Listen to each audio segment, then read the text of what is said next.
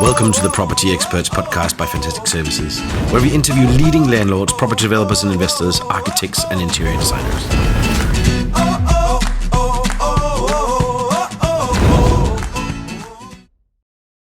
Hi, and welcome to the Fantastic Services Property Expert podcast, where we talk to experts on all things property, from difficult financing, from HMOs to rent, to all the things that take success of building a home office during the pandemic times. Now, welcome to Fantastic Services, and today it's really exciting. We got Matt Baker, co-founder of Scott Baker Properties, and also now best-selling author of Next Level Landlord, a book where the idea and the whole principle, and Matt will go deep into it, and we're going to ask some really tricky questions here, and we're going to have a really good conversation. I see Matt's already getting scared, but let me introduce Matt, the author of Next Level Landlord, of how to up your game as a landlord. So welcome, Matt, and thank you so much for taking the time to be on the Property Expert podcast. Thank you so much, Rune, for having me. Pleasure to be here. I'm excited to get into some of this stuff that I've spent the last kind of 14, 15 months putting together, and managed to get this book out and published. So I'm very excited about having this knowledge out there in the world. See, Matt, you're very process driven. I think you've got your background in property, so you really understand what we're talking about here. You've got a number of properties you're running, but you also got a network of properties that you're servicing. What do you think the gap was in the property market on this exact area of landlords? Because I always judge this. There's the accidental landlord is like, oh, I couldn't sell it for the right price, I became a landlord. And then the next level is like, I'll invest in a couple of properties, see what the property goes up. That's the next level. Then there's a level above that, which is like, it starts getting serious, right? Up until, then there's like a little bit of financial freedom. And then there's the level. Explain to me the process of this, because that's what I find fascinating.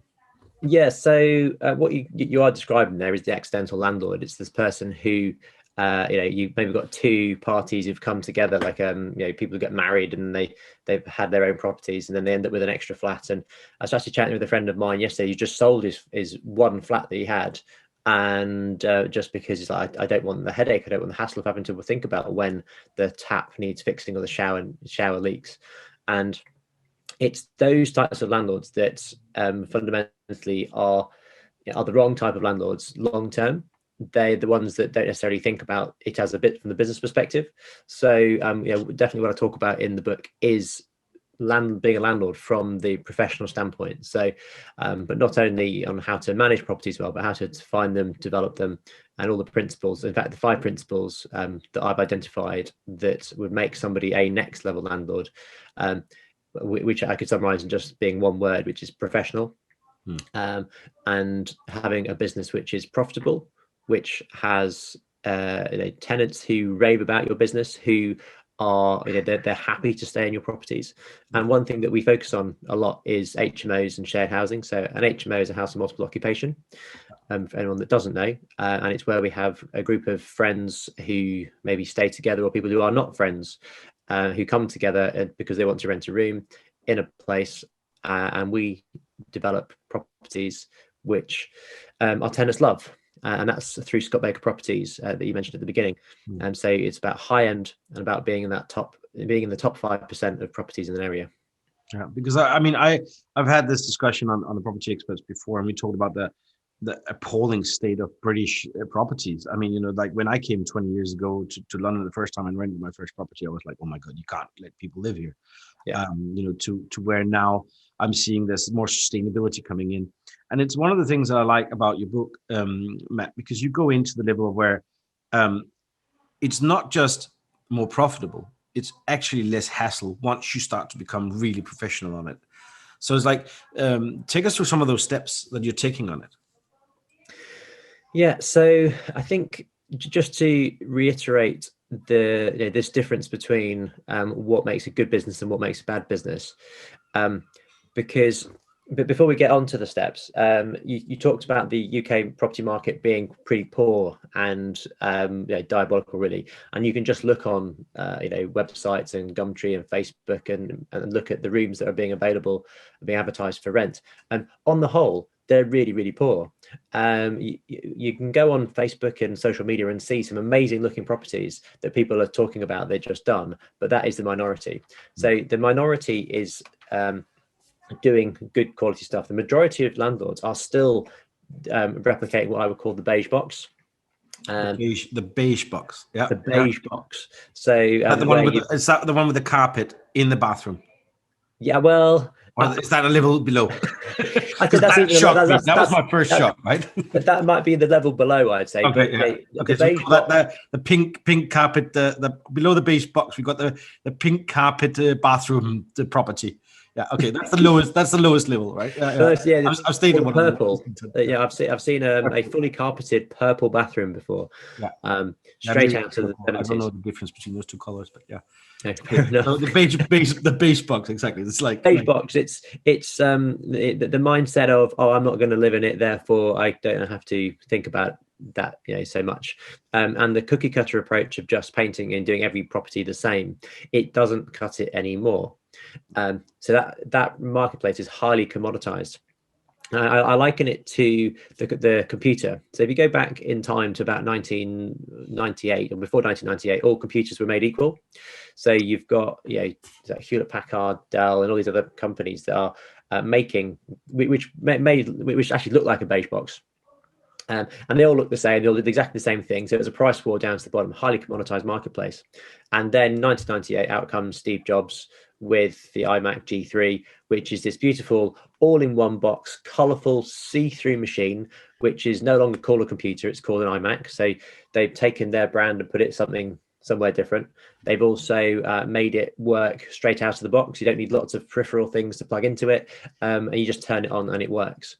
So they've made it user-friendly. They've made it stand out, and profit margins on those shot up like well over 20%, whereas profit margins on the beige boxes in that competitive marketplace just kept going down and down and down. And that's what's happening with HMOs and shared living, and that you've got this middle of the market, which is kind of the prices you're seeing going down and down and down. But then when you're in the top 5%, then that means that you've got great space. Well, you want to make sure you've got the top 5% of great space, great design, and great service. When you pull those three things together and be in the top 5%, that's when your tenants are attracted. That's when your rents shoot up. And that's when you have that hassle-free existence that you're talking about. Great space. The other one was space, design, and service. And service. Yeah, those are the three things. Yeah. No, I mean, it's the same as when we created Fantastic Services. It was like, funnily enough, the competition wasn't that high. It's like number one is answer the call, right?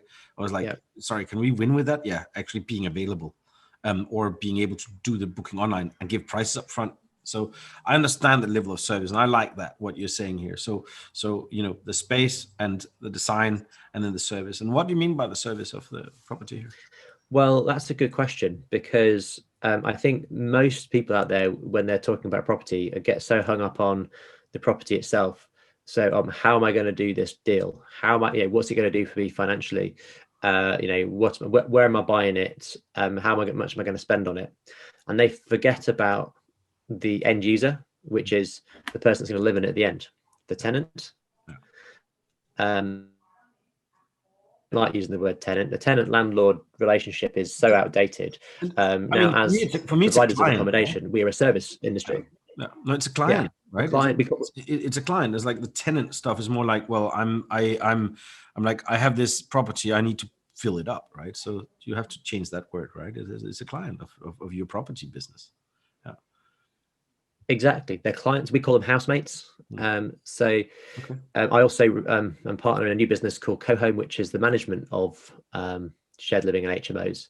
So within that business, we call them housemates, so that they know that they're sharing a house, which is their home, and with people that are their friends or about to become their friends. So that's the idea behind it. And most landlords out there don't think about the service, or they outsource it to an agency that, again, may have issues with HMOs. Maybe they don't specialize in HMOs. Even the ones that do specialize in HMOs, again, a lot of them fall into this trap of thinking of tenants as an asset up until the moment they move into the property. Then they become a liability, because they only ever call when something's going wrong, and they only have to deal with them when they're not paying their rent.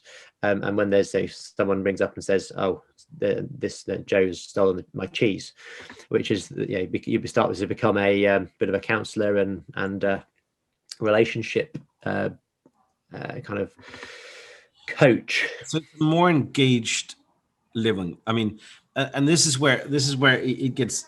A lot of listeners will be either above the accidental landlord, will be into the professional territory, or will be wanting to move into this.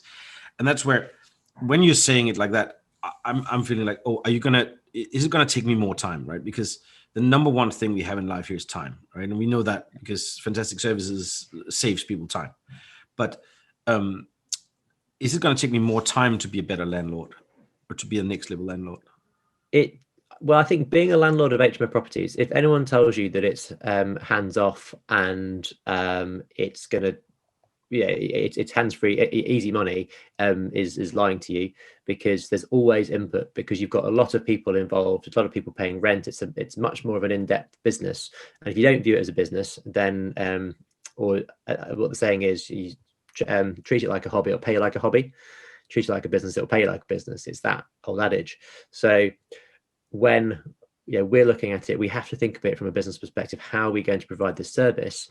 And you need people to provide that service, whether it's an agent that's going to do it on your behalf, or whether it's you and your team, and you actually spend your time working on your team rather than dealing with tenants. Because I'm sure most landlords out there don't actually like dealing with or speaking to their customers, which is absolutely fine.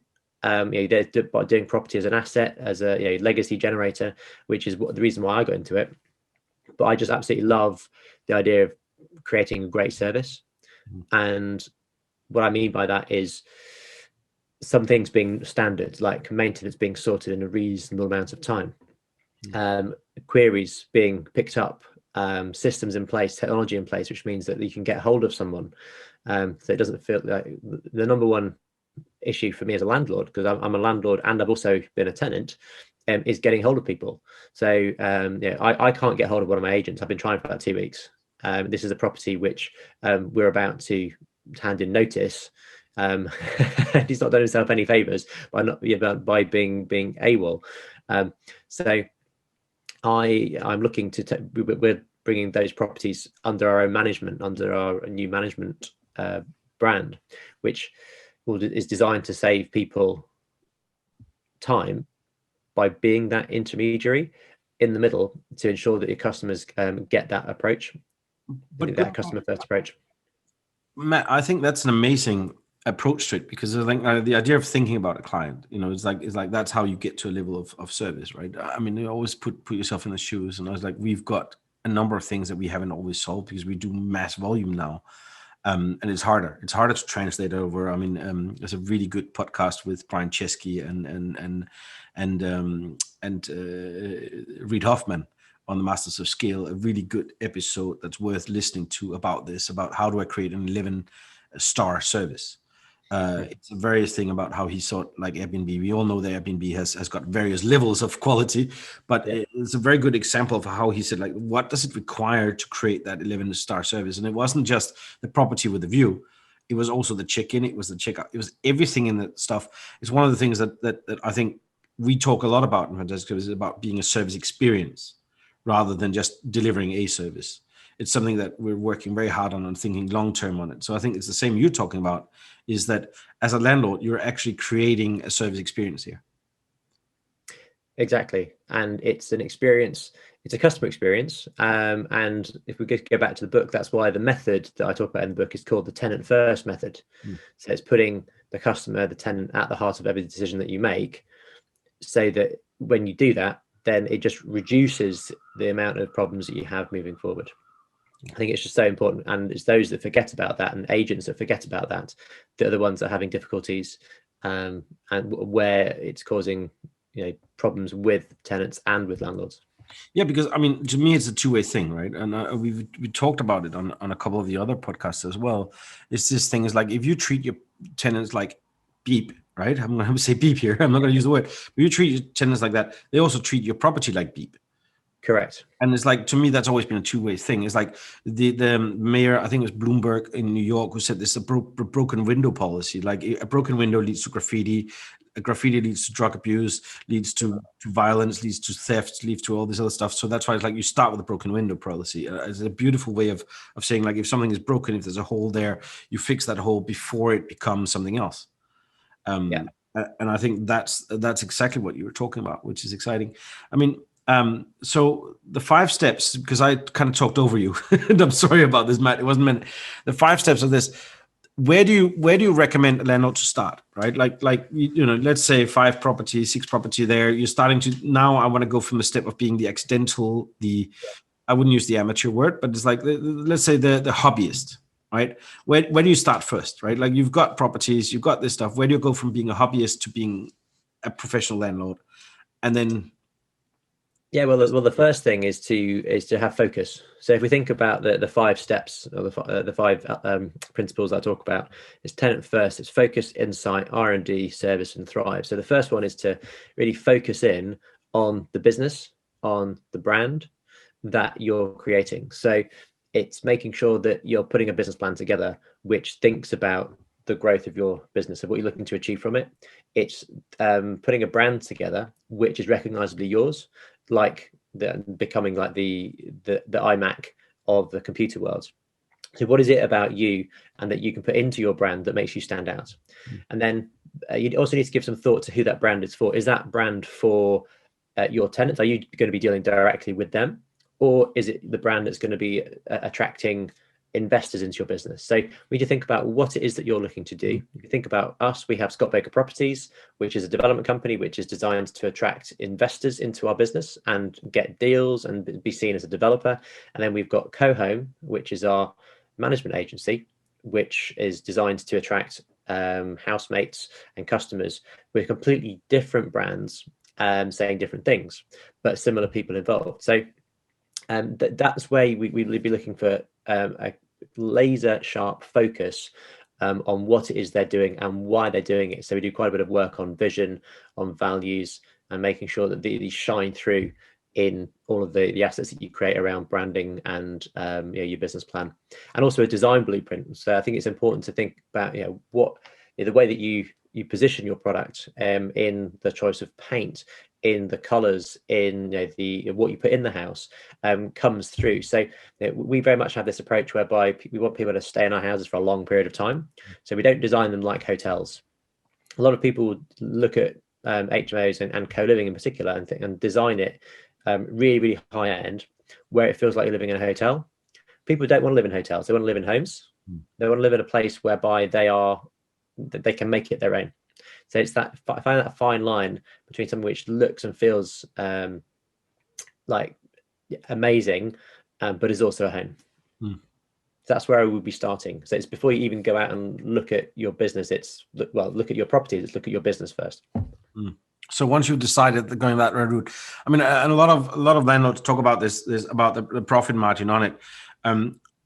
Obviously you'd need to do some investments to get to that level, but I sort of without investment, you get no return, unless you're playing it. No, you even have to buy a lottery ticket, right? But it's the same thing.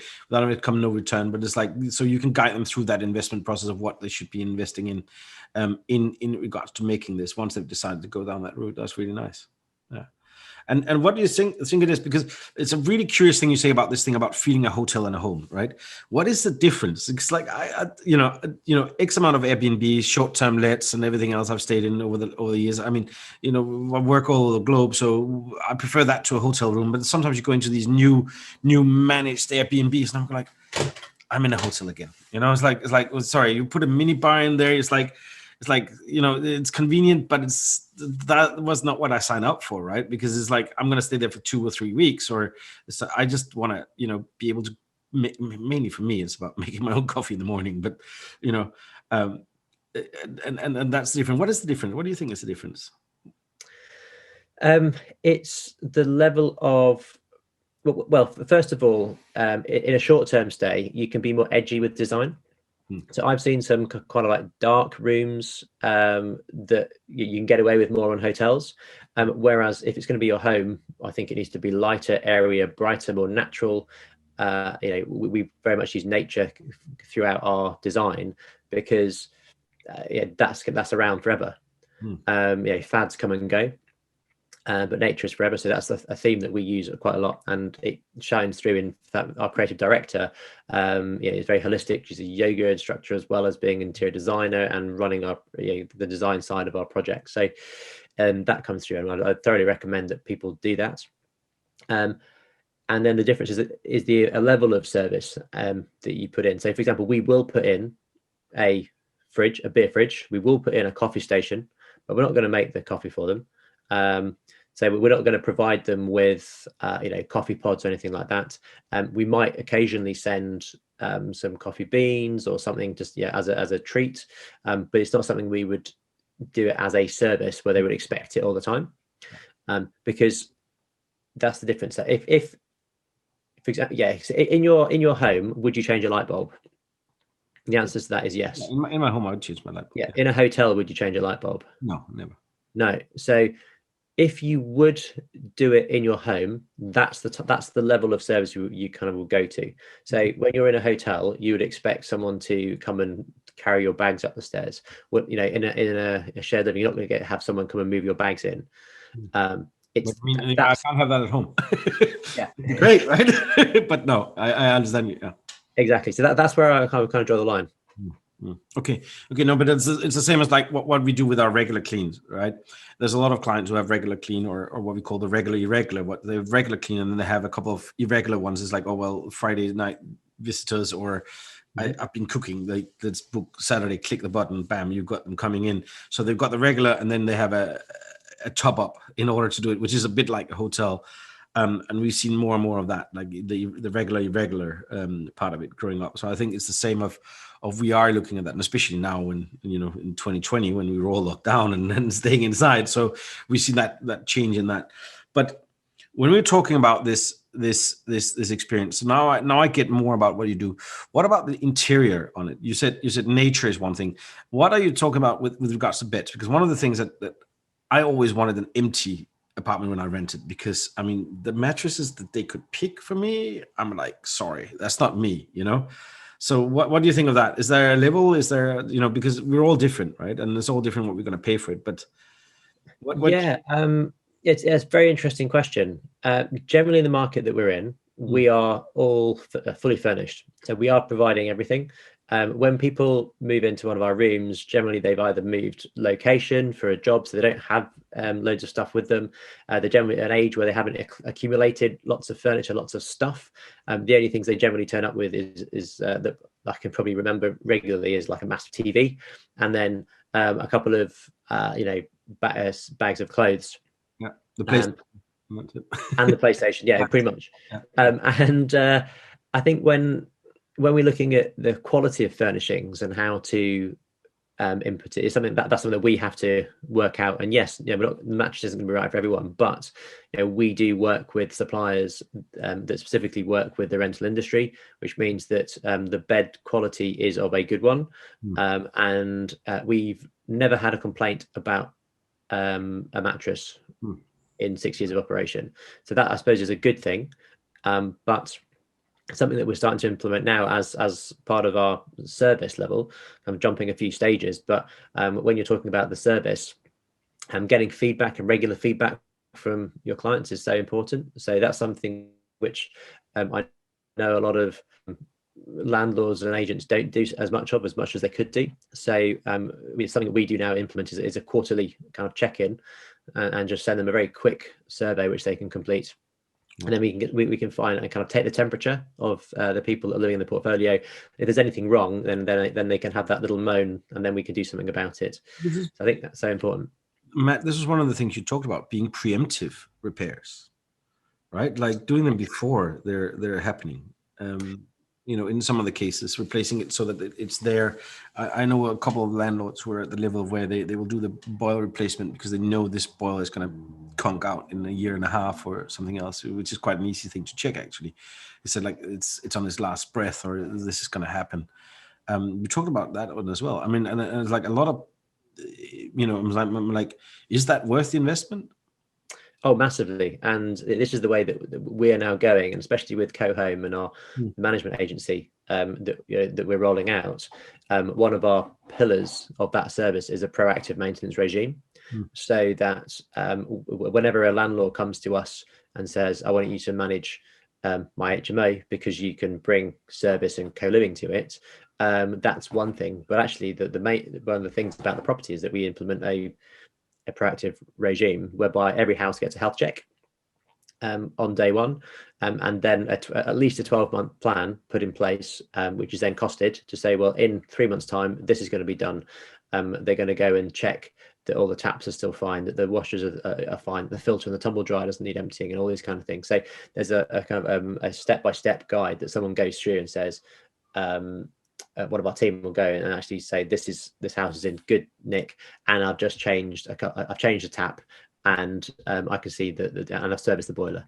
So it's those types of things that will be done. So the landlord knows exactly what those costings are going to be over the course of a year or 2 years. Which means that when we're planning maintenance, we can do it in advance, which means we can cut the costs of that. So it's not emergency rates that we're paying, it's scheduled rates.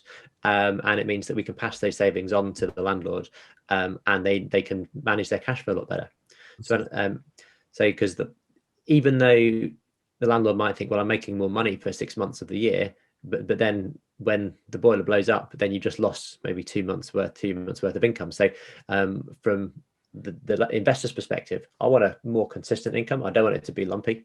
So, and that's exactly the approach that we take, getting higher rents through the service that we provide, but then actually bringing down the cost of maintenance through being preemptive, and again bringing down those potential empty rooms by having a great service with the people, but also with the property. So do you employ the service staff, or is it like you're working with providers? I mean, how does that work? I mean, so it's a combination of the two, depending on where we are. So we operate nationally. So in some areas we have contracts with local providers who will do that on our behalf. In other areas we employ a person to manage that, who then has subcontractors that would be vetted by us, interviewed by us to check that they meet kind of our vision and values for how maintenance should be done. I think it's very, very obvious when someone is not right for our business. Yeah. So like when we have, because we have all the online bookings, but we also have an account manager for those with more than 3 properties or more, which we found out that it really helped adding on that service, because also the process of what you do.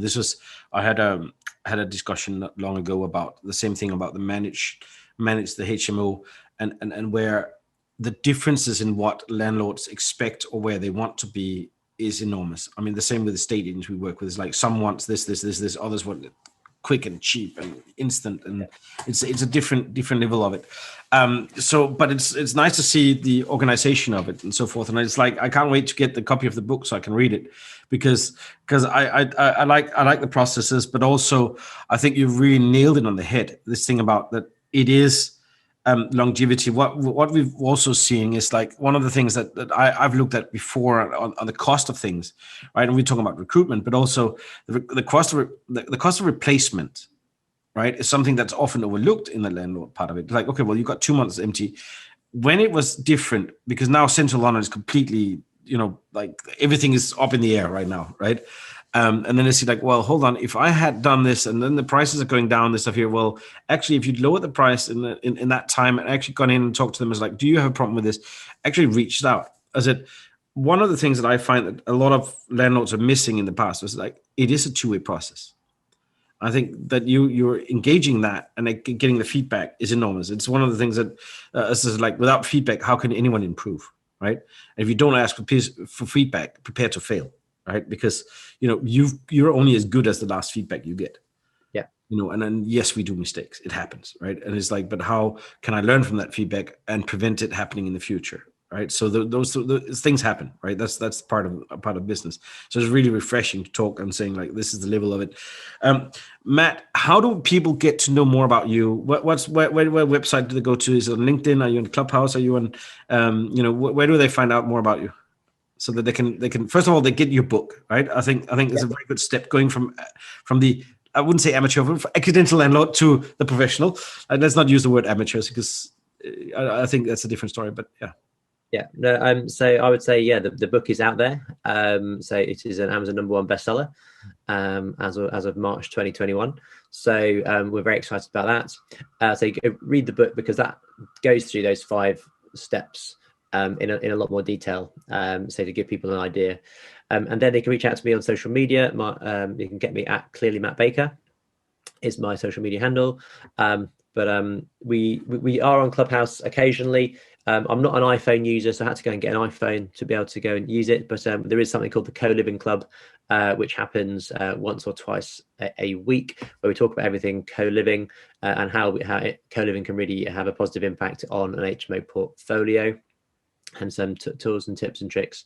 So that's how I suggest you reach me, probably social media at Clearly Matt Baker. And on the property services experts on fantastic services, under the Matt Baker part, we will put all the links to your profiles there, Matt, so that it's easier to find in case we're either listening or watching. But it should be on the fantastic services property experts page with Matt Baker. Matt, thank you so much for coming on board. One of the things we didn't cover, but what I would love to go into, is about sustainability. Because I like to always add that, like, last chapter here, because it's something that's become more and more of an interest to me, and I kind of like to keep a line on it. There's like, and where we talk about the future. So it's like, for those of you who are interested, for those of you who are not interested, you can drop off now. But for those of you who are interested, one of the things that I really like to talk about, and one of the things I'm investigating a lot more, because I want to make sure fantastic services become more sustainable, and we do more sustainable in property, because it's apparently 30% of properties is 30% of the pollution and the states is wasted by properties. So, Matt, where are you on that, and what's your view on that? Let's ask that. It's a very good question, and sustainability is part of the process as well. So in the last principle of Thrive, we talk about sustainability, and it's something which we at Scott Baker Properties have started to implement in what we do. So there's a push for all EPCs, so energy performance certificates, for the houses to reach a C, level C, which is difficult. For older properties, that is difficult. And we, as I mentioned before, our creative director has written our sustainability goals over the last few months. So we're just going through and making a plan for how we can start to do things like get our energy ratings up. How can we make sure that our properties are sealed effectively? How can we use green technologies to increase our sustainability through solar and heat pumps to create energy? So there's a lot of unknowns around it, because we know that the property industry is very difficult to drag them kicking and screaming into the future, and it is a huge industry. But we still use cement, concrete a lot. We like to use timber. In terms of sustainability, our furniture, we do a lot of built-in furniture now, which is designed to last well over 10 years, as opposed to probably the 2 or 3 years that a lot of pre-made stuff is. So it's having that long-term view, and it also fits into the business side, because if you have a business where you don't need to replace a wardrobe after 4 years, then it's costing you less money. It might cost you a little bit more upfront, but it's like anything. If it's going to work well for you, it's going to cost you a little bit more money. But having the right tool for the job, the right solution for your problem, it's going to cost a little bit more, but it's going to last you the long run, and it's just going to work, because the wrong tool for the job just doesn't work. Yeah, no, I mean, there's the 3 things we always look at: clean, maintain, and repair, right? Because a clean carpet that's either maintained or repaired is better than the carpet in the landfill. That's how we started out with it, and that's why we started out that way. But I also think the technology has come a long way, right? I mean, and you know that, Matt, because we know the old Victorian buildings. Like now, you can do non or solid wall insulation. You can do a ton of other things now that you couldn't do a couple of years ago. And they're not as expensive as they were. No. And the savings on the utility bills is enormous. I mean, just exchanging everything from LEDs was like an instant money maker or a money saver almost. But the money saver was also like, well, you're coming in. What I've heard a lot of landlords talk about, and maybe you're talking about that as well, Matt, is that when you have that, the EPC rating is one thing, right? But it's should we have a green stamp for property saying like, well, they've at least tried, because the EPC is very hard to achieve at some properties. It's like, and especially with the way that buildings were built in the 80s and in the 90s, and even before that, right? But we even know that was not part of the 1880s or the 1980s. Yeah, exactly. It was about the speed, both with 100 years gap, both of them were different kind of trouble, right? And it's different things you have to do with the properties. I mean, like putting second glazing on the inside of this stuff here, because you also are not allowed on the Victorian building to put on the outside and so forth.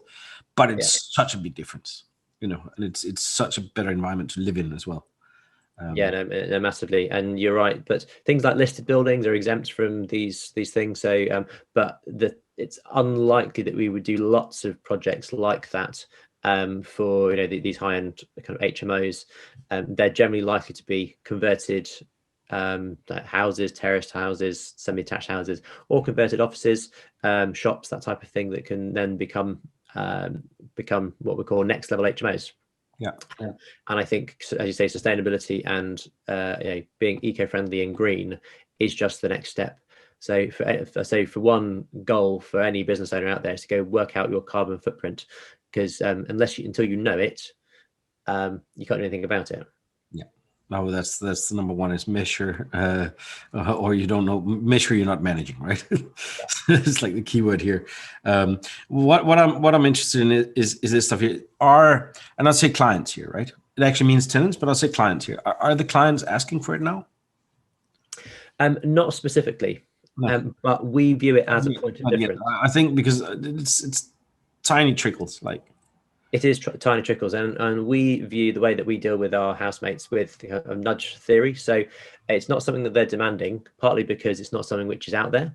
It's similarly with co-living as a concept. Tenants don't necessarily look for co-living because they don't really know what it is. It's more about that experience. People want to have a positive experience living in a house which is shared with others. So whichever way you can create that, that's your solution. So by creating a positive experience through the relationships that they can form with others, positive experience of the relationship they can form with those that are managing it, positive experience that they can have through a sustainable approach, which I think the younger generations, which are the ones that we're primarily housing, are more and more aware of. So I think if someone's got a choice between your property, which has got let's call it a green stamp, some way which we can show that we are sustainable, and we can just put that in our marketing.